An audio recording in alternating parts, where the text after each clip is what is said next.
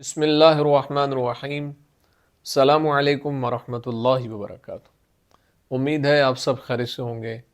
اللہ تعالیٰ مجھے اور آپ کو بہت سی برکتیں عطا فرمائے، اور اللہ تعالیٰ میری اور آپ کی دل کی تمام نیک جائز حاجات تمناؤں کو پورا فرمائے۔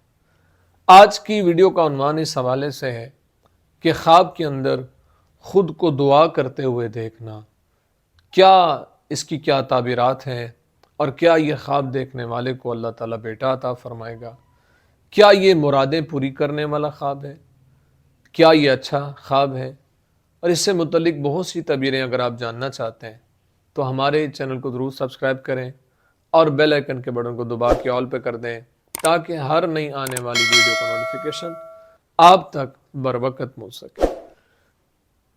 اگر انسان خواب کے اندر دیکھتا ہے کہ اس نے اپنے لیے دعا مانگی ہے اور بخشش چاہی ہے، تو یہ اس بات کی طرف اشارہ ہے کہ اس کا خاتمہ اور کام جو ہے وہ خیر سے ہوگا، اور اللہ اس کے کاموں میں آسانیاں پیدا فرما دے گا، اور اس کی مرادوں کو اللہ تعالیٰ پورا فرما دے گا۔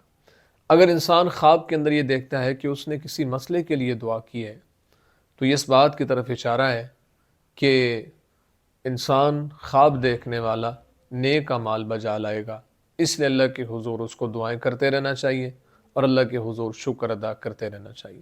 اگر انسان خواب کے اندر یہ دیکھتا ہے کہ اس نے خاص دعا مانگی ہے، تو اس بات کی طرف اشارہ ہے کہ اللہ خواب دیکھنے والے کو بیٹا عطا فرمائے گا، اس لیے اللہ کے حضور اس کو شکر ادا کرتے رہنا چاہیے اور اللہ کے حضور دعائیں کرتے رہنا چاہیے۔